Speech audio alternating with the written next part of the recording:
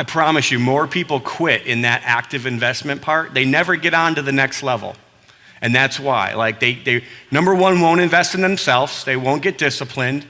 And number two, like they just don't believe in their mission. There's nothing bigger than them.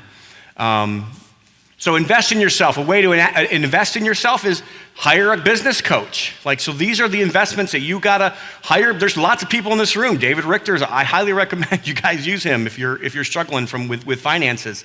There's lots of other coaches, lots of people that have already mentioned that you can hire them.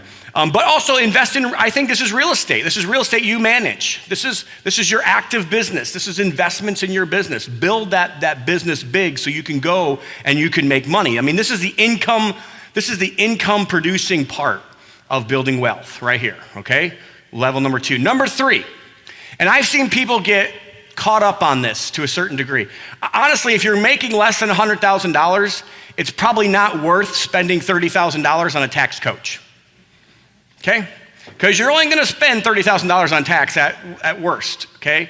So as you grow, and for me personally, this was when I hit about $200,000. Like when you start making enough money, like it's a really big deal.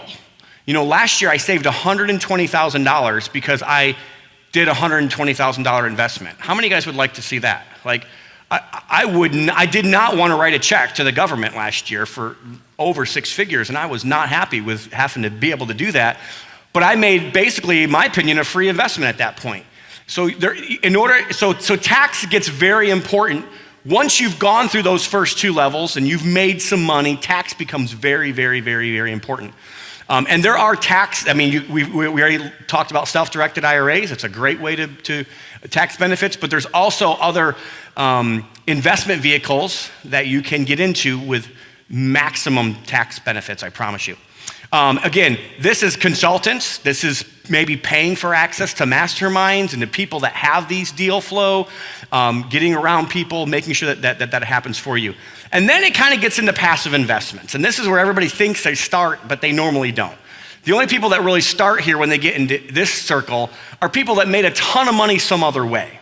You know, maybe you made $10 million as a ball player and you can come slide right into this passive investment, line. But this is, I think it has to build. You have to be in proportion to what you're doing and what you're spending your time on. So this is like turnkey rentals. This is lending your money. This is stable funds.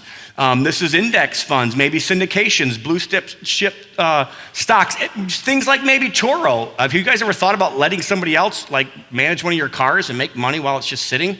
I mean, I've been thinking to myself, what in the world? Like that's like, you can make almost as much money with Turo as you can with a house. But passive investments. And then again, you have to invest in yourself. A lot of these investments is investing in your network and planting those seeds with people that you know. And at some point, maybe a family office might make sense for you once you get to a certain point. For me, I've seen most families, 10 million or more, really it makes a lot of sense to be in a family office.